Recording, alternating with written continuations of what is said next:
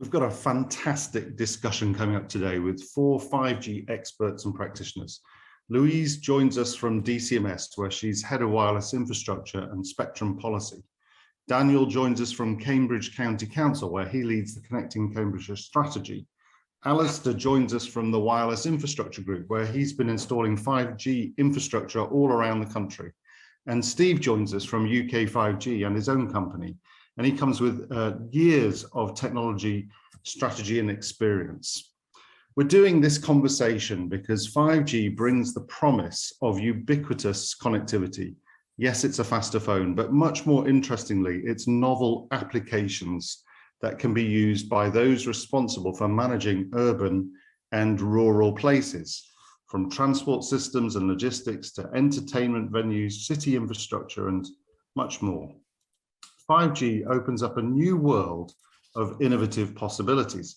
And in this discussion, we're going to find out what some of the pioneers have been doing and how others can learn from what went well, and perhaps some of the things they do differently.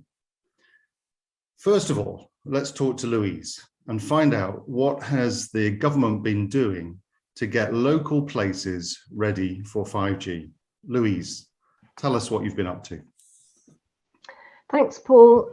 Yes, as well as being head of wireless infrastructure policy, I also lead on the barrier busting work in DCMS for mobile network deployment. And the pandemic has obviously shown us how much we all rely on digital connectivity. And as you have said, it's about more than just our laptops and our phones. We think the benefits of 5G and other advanced wireless technologies will probably be derived more from the millions of devices transmitting signals and gathering data that will be used to provide services which can improve the quality of our life and transform the places where we live and work and travel to. So since we published our 5G strategy first back in 2017, DCMS has been focused on encouraging the deployment of advanced wireless networks. Hopefully some of you will be familiar with the government's 5G testbeds and trials programme, which has been exploring the benefits and challenges of deploying 5G in a wide range of use cases, from manufacturing and logistics to transport and healthcare and the creative industries, to name but a few. And in addition to that, we've been trying to address some of the practical challenges of deploying wireless networks. We are bringing forward changes to legislation to make it easier for network providers to acquire sites on which to install their equipment. We've consulted on changes to planning regulations to make it easier for mobile network operators to expand their coverage, upgrade their networks, and share their infrastructure. And with respect to agreements between network providers and landowners, we're looking to introduce reforms to the Electronic Communications Code through the Product Security and Telecoms Infrastructure Bill, which was recently introduced into Parliament. The reforms in this bill are intended to support faster and more collaborative negotiations between site providers and network operators, and to help both new agreements and renewal agreements to be completed more quickly. We also have our Digital Connectivity Infrastructure Accelerator programme, which anticipates the need for operators to densify their networks in order to meet ever-growing demand for network capacity. So it's looking at how processes for access to publicly owned assets, such as lampposts, can be streamlined to reduce time and cost for both the operators and the local authorities. And there are 4 main work streams to this project. The first is that we're looking to develop digital asset management platforms to make transactions for site acquisition as frictionless as possible. We are looking at the issue of PFI contracts. So many, street furniture for many local authorities is actually managed under a PFI agreement, and this can mean that it's hard for local authorities to unilaterally do deals with network providers in relation to those assets. There might be contractual problems with that.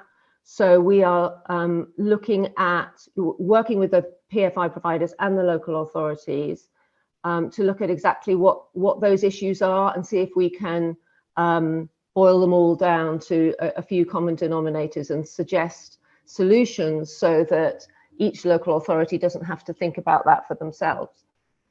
We're also looking at standard form contracts for access to that sort of infrastructure in the same way that we've done for leases for buildings and way leaves and so on. And then we're also thinking about working on standards for the design of smart infrastructure, if you like.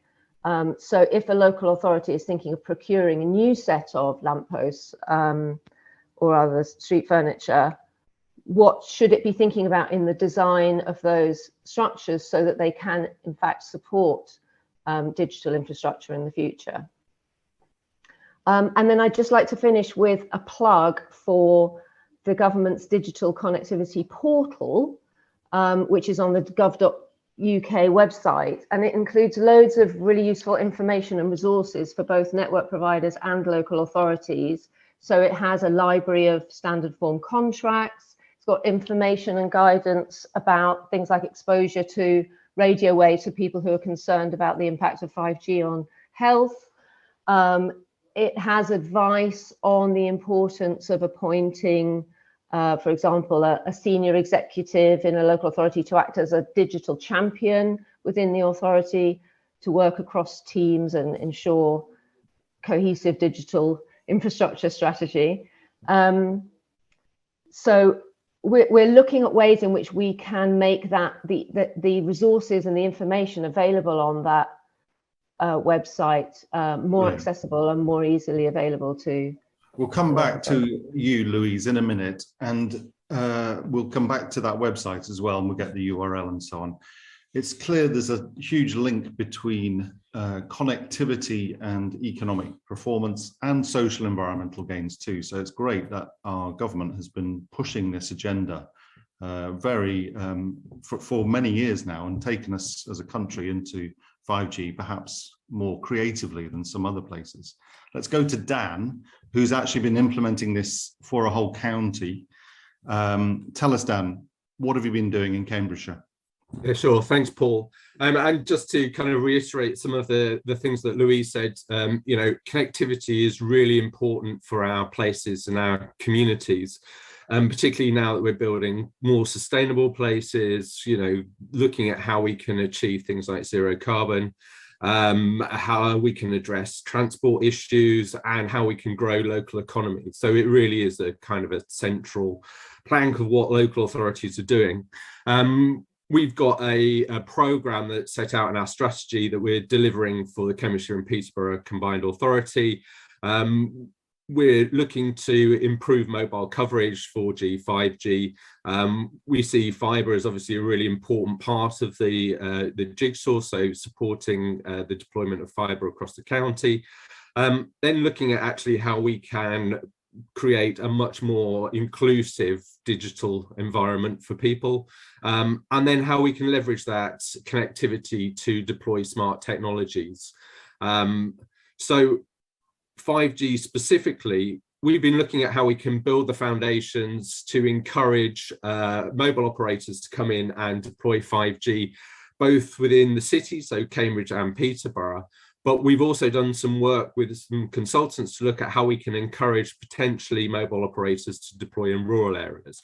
And I think that's really important that they're not left behind. And there's some really good use cases as well around things like agritech.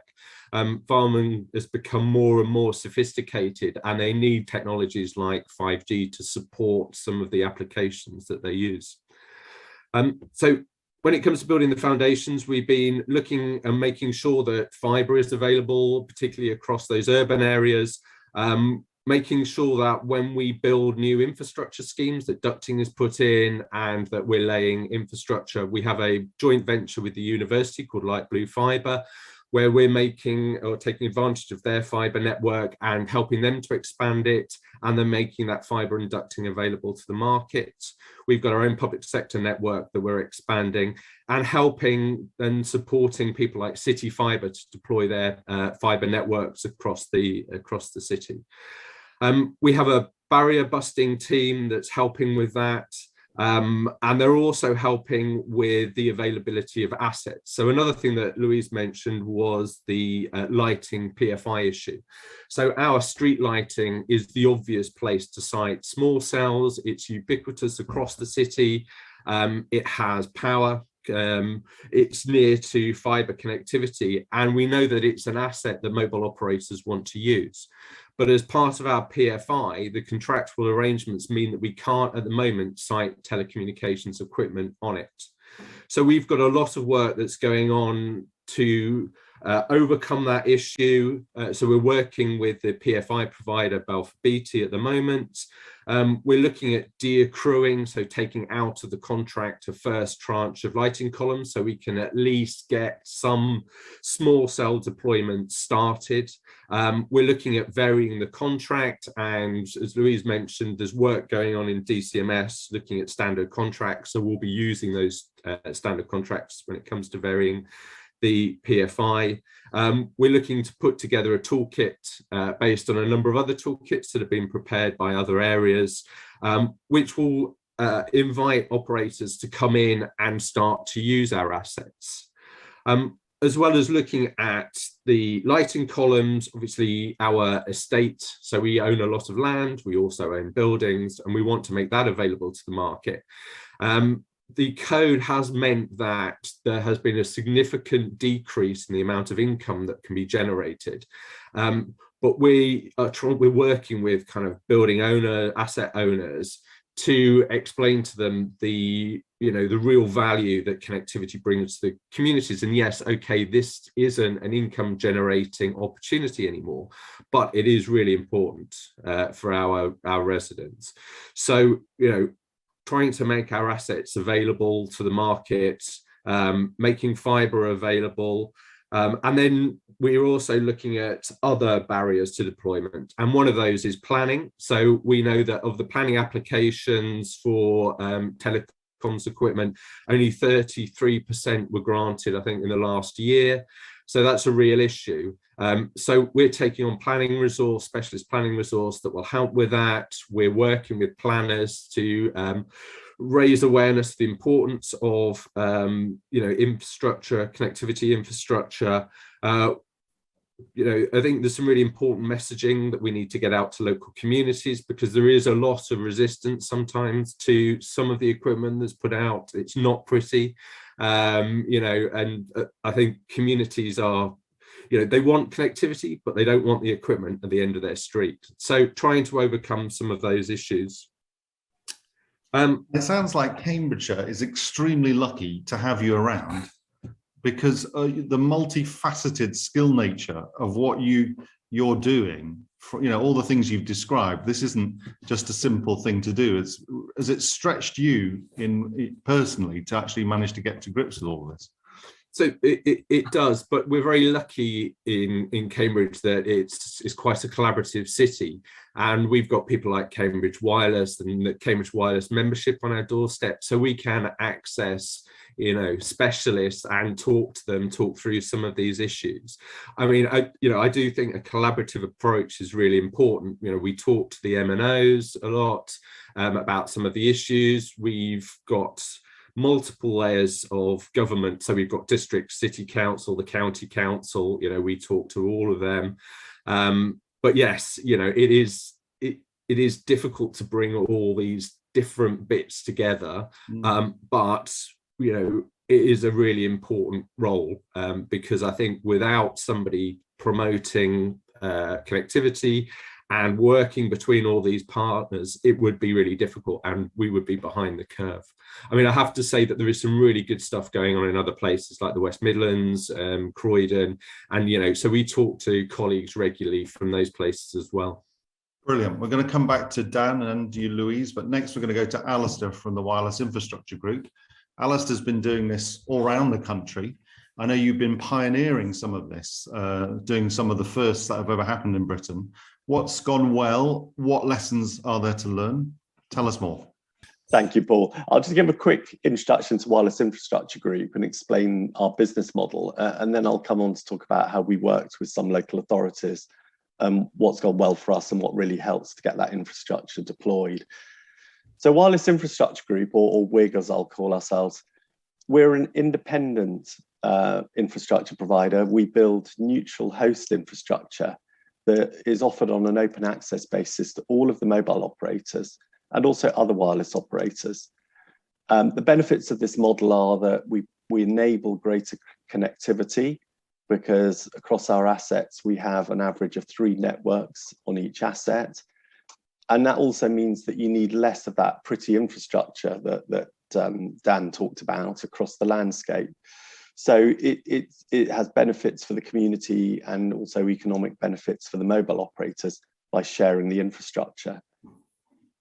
We're founder members of our trade body in Europe, the European Wireless Infrastructure Association, and the EWIA now has 10 members operating across 14 countries. And globally, those 10 members have over 100 billion euros invested in independent infrastructure. So globally, it's the prevalent model. You think about your mobile signal and you think about the assets owned by the mobile operators, but actually now over 60% of the infrastructure is now held independently globally. We're a bit behind the curve in Europe and in the UK, but the proportion of assets in the independent sector is growing rapidly. So Wireless Infrastructure Group, what do? Well, we build that independent infrastructure across rural areas, and we've got over 2,100 communications towers. We build it in busy venues, iconic venues like the Savoy, the Pullman, the Ned, Anfield Stadium, BT Murrayfield, Leadenhall Building. Yeah, very, very intense venues that have visitors of over 1.25 billion each year, and they use our independent infrastructure. And then on city streets, we're pioneers of the new small cells model. We built the UK's first centralised radio access network, or CRAN, in Aberdeen. We also have assets in Glasgow, Canary Wharf, and we're working on a CAV testbed in the West Midlands, the Midlands Future Mobility Testbed, building a new fibre-connected 5G network there. So what's gone well for us? I think, you know, what's absolutely key is that engagement and collaboration and that partnership with the local authority. And some of the things that Dan has said really resonate with us. In Aberdeen, for example, they put together a multidisciplinary team to work with us. So you had guys from the planning department, the highways department, the traffic management team, the electrical asset management team that look after the lampposts. And we were able to engage with this multidisciplinary team to help us overcome those obstacles and hurdles. So it wasn't just a case of signing a contract with an infrastructure provider, it was actually then engaging with us and working with us and collaborating to help us get the infrastructure rolled out.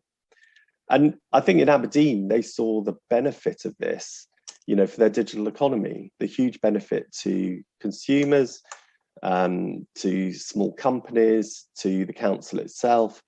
And therefore they wanted this infrastructure. So they're pulling us in and trying to attract the investment, you know, and particularly attract the investment that independent infrastructure can bring.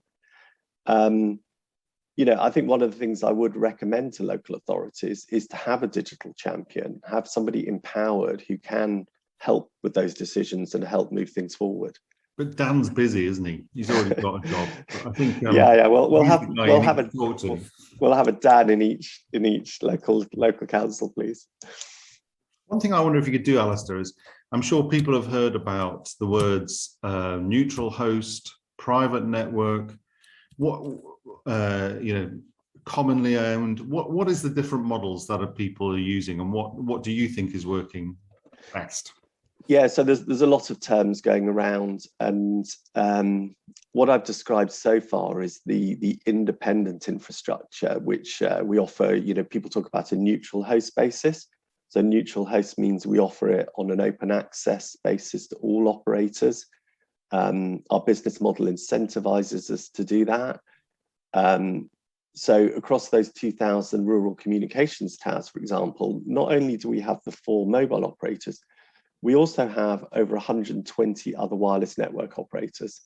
And sitting here, it's hard to imagine there could be another 120 people operating networks, but there are that many, and they look to independence to enable their networks. Moving forward, it's interesting you mention private networks, because as well as providing that so-called passive infrastructure that supports the operators, we're seeing a growing demand for something called private networks. And a private network is not only the passive infrastructure, it's also the active infrastructure, the radios and the spectrum and the antenna systems, so that people can have their own private network that is bespoke to their demands, which typically, we're seeing the growth in airports and ports, industrial premises, health sector. And these companies are really demanding their own private 5G networks because they want increased coverage, increased resilience, availability, capacity, ultra low latency. And so we're working with a number of organizations now who want those private networks, but want experts like us to build them. And then we're working with Ofcom to get the licensed spectrum. And there's 2 sources of licensed spectrum. One is to license spectrum owned by the mobile operators, and we find mobile operators collaborating with us on that. And then there is some shared access spectrum offered by Ofcom. So that enables these private networks. I would just come in on that, Paul, to say we're currently working on a new wireless infrastructure strategy, and we recently conducted a call for evidence on that. And one of the things we're looking at is private networks, and are there any barriers to the deployment of private networks? Obviously, access to spectrum is key, and Ofcom have made available some spectrum, which is great. But we're thinking about, are there any other things that are holding back that important sort of new channel, if you like?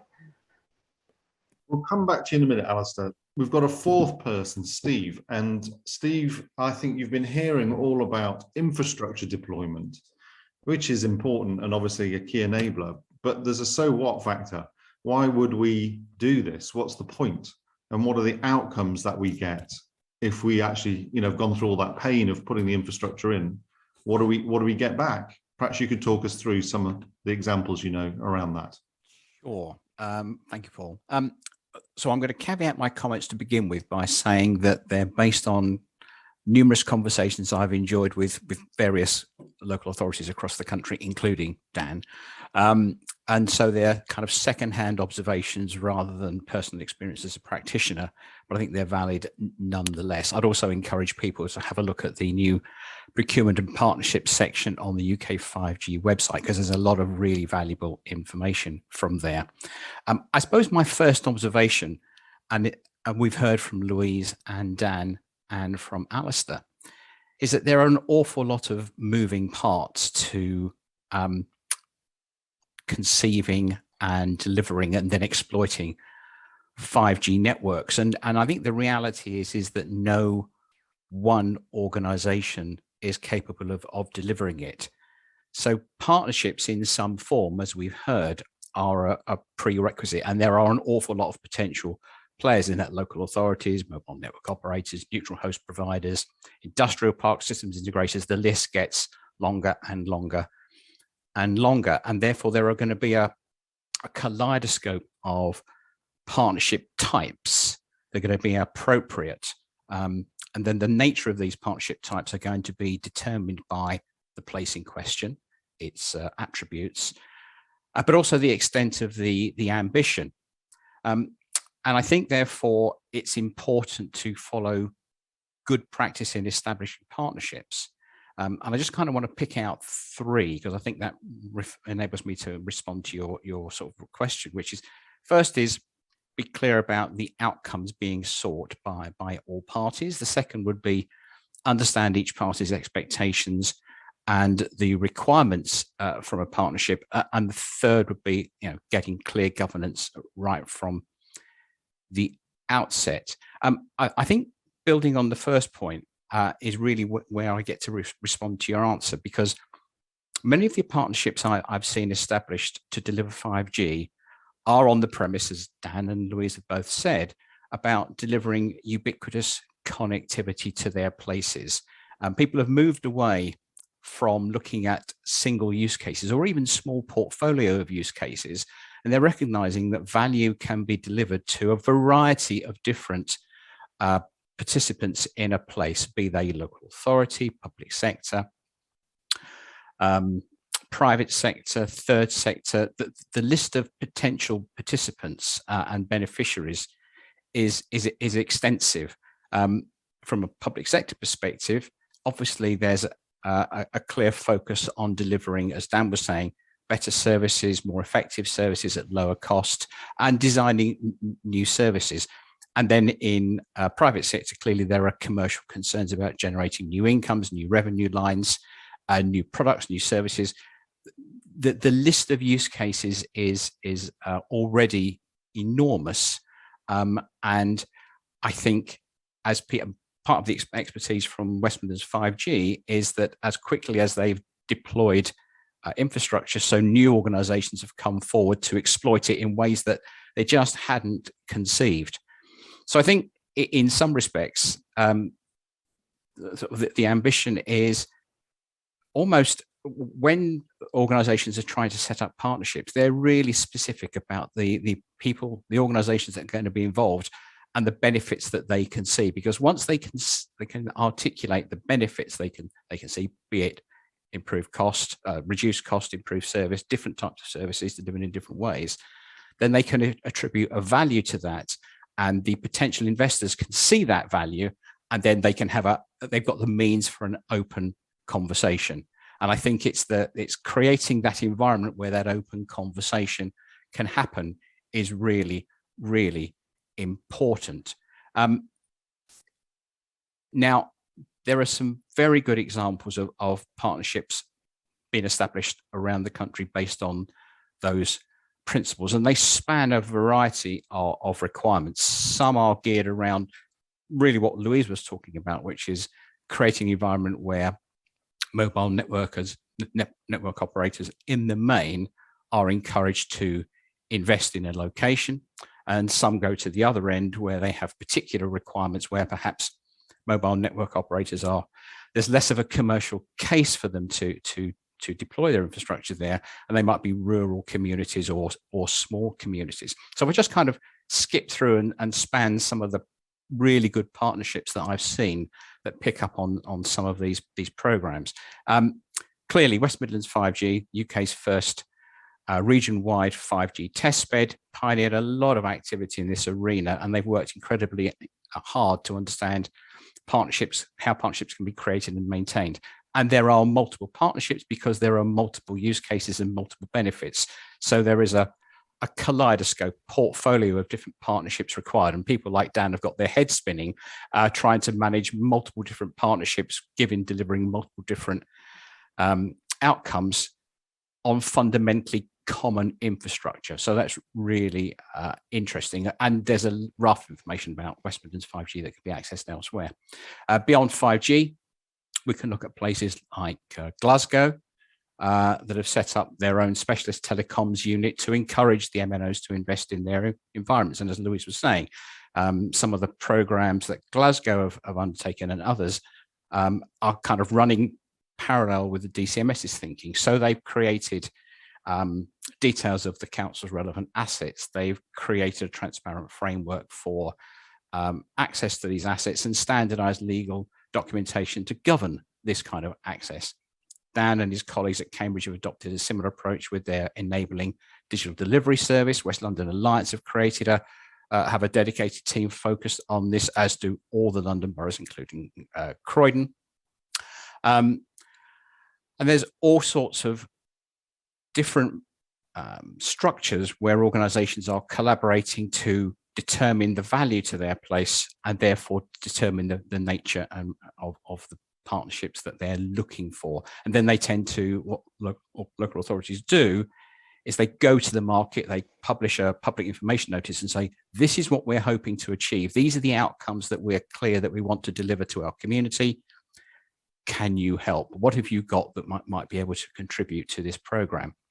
For locations where the commercial case for investment by mobile network operators is less clear, there have also been some really innovative programs. So if you look at Oxfordshire, for example, all the authorities across the multiple tiers have created a memorandum of understanding to collaborate to encourage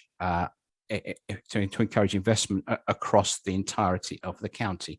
In Essex and Hertfordshire, 6 local authorities, local acute care and strategic health providers, educational establishments, charities, and even private sector companies have come together in something which they call the Digital Innovation Zone, the DIS, to present a single case, investment case, to the market to say, please bring your expertise to our area, and they can all articulate very specific benefits that they're looking to deliver. Similar approaches being adopted by Tay cities up in Scotland, with 4 local authorities agreeing to act as a single body which spans an economic geography.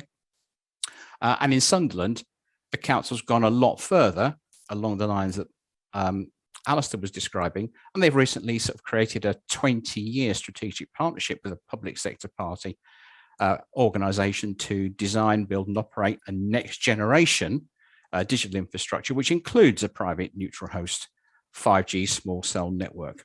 And there are others. And lots of others and more every day. But I think the critical thing to realise is that those local authorities have recognised that there are lots of parts. They need partnerships, and to encourage, to facilitate an open conversation, they have to be really, really clear about the benefits that they're hoping to achieve and the economic and societal value of those. And that forms a basis of a conversation then. Brilliant, Steve. I think you've taken us from, now we went from infrastructure to the need to create collaboration and manage that. Now, I know that some local authorities are feeling like we didn't get on this 5G thing that early. We're now feeling, I wonder if we've left it too late. I know that is the case, that certain people are thinking, wow, this boat has sailed and we've missed it. Do you think that's true? I'm going to just leave that as an open question. And to those people who feel like that, what should they do to start to catch up and realize, heck, what do I do now? I'm going to just ask that to the whole group. If I could just everyone jumped in at once. Let's go for Dan, given he's the man. Okay, I mean, I don't think it's too late. I think, we're not seeing, scale deployment of small cells in cities at the moment. I think anybody who wants to encourage mobile operators to come in and deploy 5G in their areas should look at the work that DCMS are doing, that the Accelerator are doing. They should talk to other areas that are already advanced in these, working with mobile operators. And there's lots of documentation that's been produced and that's out there that they can then use as the basis to put together toolkits and the kind of contractual arrangements that they need to put in place. So I would encourage any local authority that is thinking of working with MNOs to encourage 5G deployments to start talking to other local authorities, find out what they're doing. And yeah, it's, now's the time to start putting together their approach. I'd agree that people aren't too late. Louise, I don't know if you want to add anything to that. No, I would agree, and I was going to say the same thing. I mean, 5G deployment is still really, Ofcom today have published their latest Connected Nations report, which shows that 5G deployment is somewhat still in its infancy. And I think what will encourage its deployment is if local areas can identify the services they need from those networks, and that in turn there's such a strong connection between demand and supply, and demand to some extent needs to come before supply. So if they can identify the services they need and the outcomes they need for their communities, that will spur the network operators to upgrade their networks to full 5G and for all of the functionality of 5G that we're looking forward to. And Alistair, do you feel the same thing? Have you seen the demand is rising?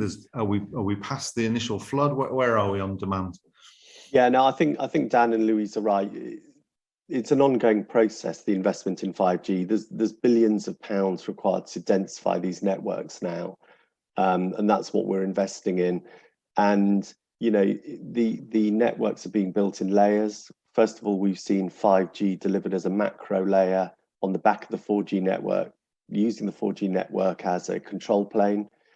We're then going to see this evolve to standalone 5G, where 5G radios operate on their own without the 4G.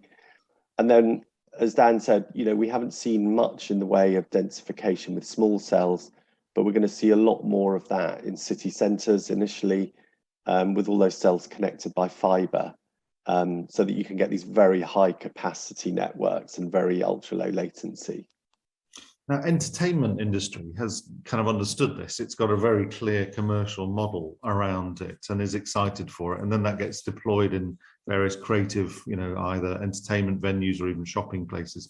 I wonder have local authorities understood how city infrastructure might be using 5G? I wonder if there are any examples that we can talk about where local authorities have really seen the opportunity here to create something new, and the actual use cases that Steve was beginning to talk through. Steve, do you have concrete examples, maybe up in Liverpool perhaps, and the social healthcare? Well, I mean, yes, I mean, Liverpool is a good example where they've obviously created a very different model and using spectrum, unlicensed spectrum, to create a network where there hasn't been any commercial sort of coverage. Your question kind of led me, I think, probably more towards the ambitions in Sunderland, where their vision of a ubiquitous connectivity across the city, as I mentioned, does dip into multiple different organisations. So the stakeholders, the digital champions that Louise was referring to, aren't just in the local authority, they are across the community. So the university in the centre of Sunderland will be a digital campus. The automotive sector, they have Nissan there, but there's a huge supply chain supporting Nissan, have got very, very clear views as to how they're going to use 5G, and they're currently piloting automated logistics, basically vehicles driving themselves around the supply chains with one operator driving 12 different trucks as opposed to one. And they're part of their digital channel. What could go wrong there? Well, according to the folks up there, nothing. It's all perfectly safe and it will work beautifully. And it is working beautifully on their test bed. And part of their digital champion network is schools, where they're using schools as hubs to create connectivity, not just for the schools themselves, but actually for the surrounding areas, connecting digitally excluded areas. So I think people do see the value of 5G beyond, you know, the obvious, you know, the usual sort of suspects. And you've just got to look at places like industrial parks, which are creating again their own 5G networks to see the value. So I think in many respects, it's a sort of, as Louise was saying, that there's a demand and a supply challenge here, and the greater the demand, the greater the likelihood of the industry to create the capacity to satisfy the demand. I'm less sure that there is sufficient capacity to satisfy the demand if every single local authority suddenly decides they're going to go on a 5G journey. And there will be a time lag to create the capacity in the supply side of the supply side of the equation to respond to it. But where there is demand, supply will follow, and that will extend to all sorts of private institutions and organisations that we just haven't conceived thus far. Fantastic. So I think we're on the beginnings of a sort of 10-year, 15-year transformation, and we're just at the start. I think, Louise, you mentioned a website at the beginning. Perhaps we could end with you telling us where do we go to find out more information. I think that would be a great way to leave. Yes. So I would point you to www.gov.uk/guidance/digital-connectivity-portal, and perhaps Catchy. perhaps we'll put that on the website where this video is posted. Some fantastic 5G graphic coming up now, couldn't there? Maybe that will happen. Who knows what's new in this amazing world we're living in. Thank you all very much. It's been really helpful. I think we've all learned loads. I've enjoyed meeting you all, and I hope to see you again soon. Thank you very much. Thanks. Thank you. Thank you. Nice to talk to you. Thank you. Thanks.